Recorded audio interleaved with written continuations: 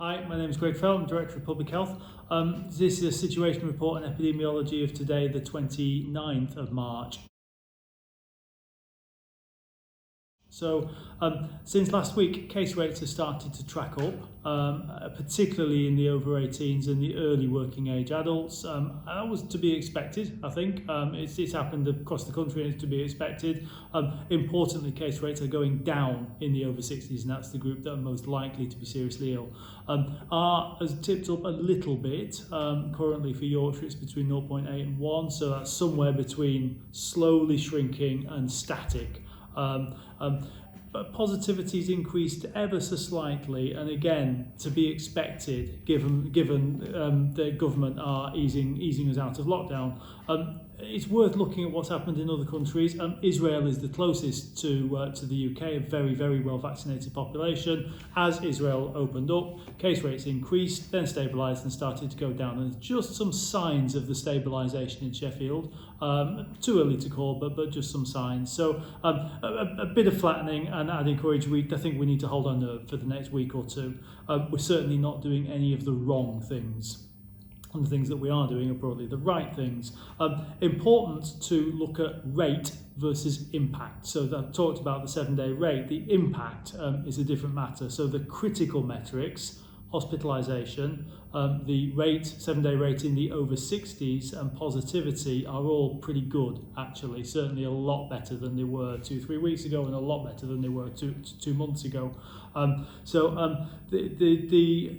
reason why it's tipped up in Sheffield and Yorkshire is that the Kent variant, or the B117 variant, didn't really take hold before the lockdown we're in now and coming out of now, but it is taking hold now that we're coming out of lockdown. So key worries for the future: spread in the non-vaccinated. There's still significant numbers of people who aren't vaccinated, and we will continue to keep the strategy that we've got for the time being. So on the vaccine programme continues pretty rapidly in Sheffield. So far, over 220,000 people have received their first dose and 18,000 have received their second dose. Think about what an astounding achievement that is. It's truly amazing. I've heard concerns about side effects with the vaccines. Like all medicines cause side effects, vaccines are no different. Most of the side effects are mild and short term, and not everyone gets them. Research that was published fairly recently by the COVID symptom study, the Zoe app and King's College London, on Pfizer and the Oxford AstraZeneca vaccine demonstrates really clearly that side effects occur with both. That study found that about 1 in 3 reported whole body after effects after the first dose of AstraZeneca, and about 1 in 10 after the first dose of Pfizer. People tended to feel worse after the second dose of the Pfizer vaccine than the first. And research shows that same research showed that more people are more likely to have side effects if they've had COVID in the past. So if you experience side effects after your first dose, you do still need to have the second dose. That really matters because both doses offer the most protection.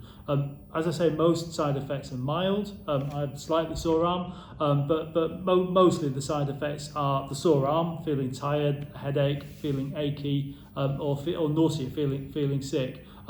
Obviously, the flip side of the side effect coin is the really positive effect that you're less likely to get COVID and you're significantly less likely to be very seriously ill from COVID. So remember, everyone aged over 50 is now eligible for the vaccine, alongside those people with a health condition and health and social care workers. They're being invited. If you missed your invite, it's not too late. If you're in one of those groups, please look out for the call or text from your practice or from the NHS, or call your GP practice or 119 to book an appointment. Vaccines save lives. Please get booked in today. So on the roadmap, from today, the stay-at-home advice changes. Still stay local, continue to minimise travel, but you can meet outdoors, either in a group of 6 people from any number of households, or in a group of any size with people from 2 households. and each household can include existing support bubbles. Organised outdoor sports can restart with any number of people. Outdoor sports venues and facilities will be able to reopen.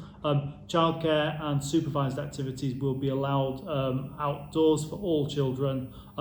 Formally organised parents and child groups will be able to take place outdoors for up to 15 attendees, and children under the age of 5 will not be counted in that number. So we cautiously ease out of lockdown. It's important to remember the basics: keep your distance, wash hands frequently, wipe down any surfaces and those that are frequently touched, particularly door handles and light switches.